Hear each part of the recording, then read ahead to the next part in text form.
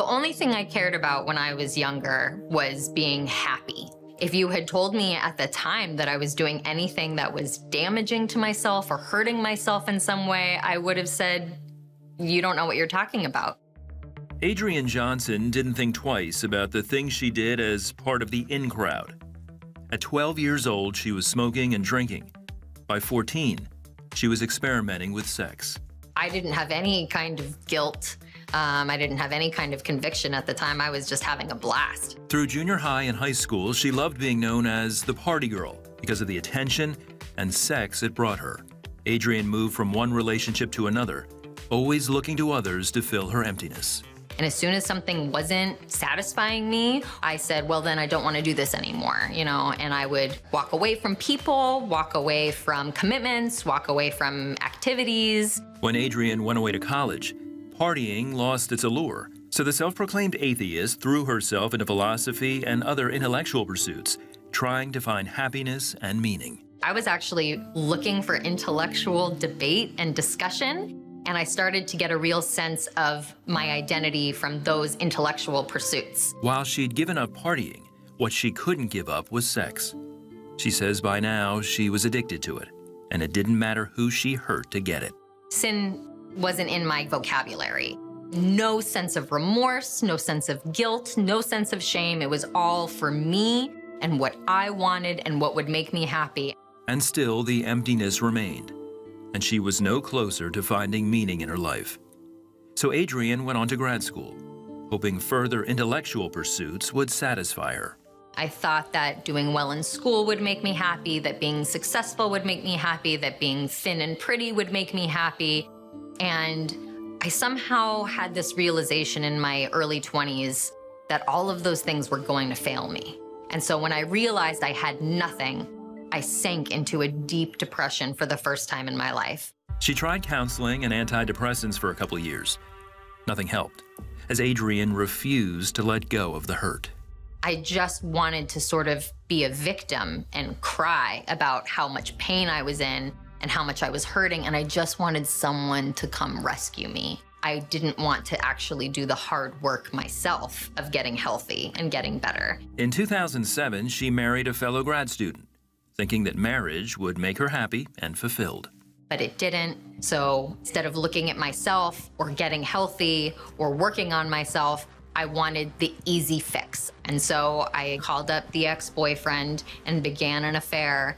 I definitely knew I was sabotaging my marriage by being unfaithful, but I didn't care. The affair lasted a few months, destroying her marriage in 2010. Still addicted to sex, Adrienne continued a downward spiral. I just wanted to sort of give a big middle finger to life and blow up everything and light it all on fire. And this kind of lifestyle was leading to nothing but destruction and unhappiness. And I needed to do something different. It was then Adrienne started attending a support group for sex and love addicts. This time she followed the program, believing to improve herself she needed some type of higher power to believe in. I tried the Buddhist chanting. I tried the Kundalini yoga. I tried going to synagogue. I even tried going to church. And there was something helpful about all of this spirituality. And I sort of transitioned from being a complete atheist to being an agnostic, and at least being open to the idea of a higher power or some kind of universal life force that connects us all. A year into her spiritual journey, Adrienne was making progress with her addiction, yet something was still missing in her life. I had been alone at this point, as in no dating, no hooking up with anyone, not looking to be with any man for the first time ever since I was 12. Then a friend invited Adrienne to a play based on Christian author C.S. Lewis' satirical book, The Screwtape Letters. In it, a devil named Screwtape instructs his nephew on how to tempt and manipulate people to turn away from God's love. And these words that Screwtape said, they hit me so profoundly and so deeply that I had to at least consider Christianity as an option. Adrienne went home and started exploring the life of Christ through the Gospels. Soon, she started going to church and making Christian friends as her views on God and her actions began to change. In a few months, Adrienne says she was a completely different person. And in the spring of 2012, she surrendered her life to Jesus. There is something special about going through the darkness, about knowing and seeing how dark it really is, and then coming into the light. A year later, Adrienne met Brent at a Bible study, and the two married in October 2014.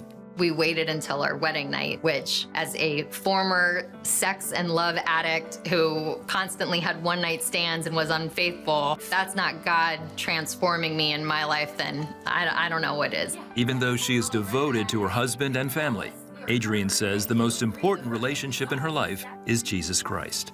That does give me my identity, that does give me my meaning, that finally actually satisfies me in a way that nothing ever has.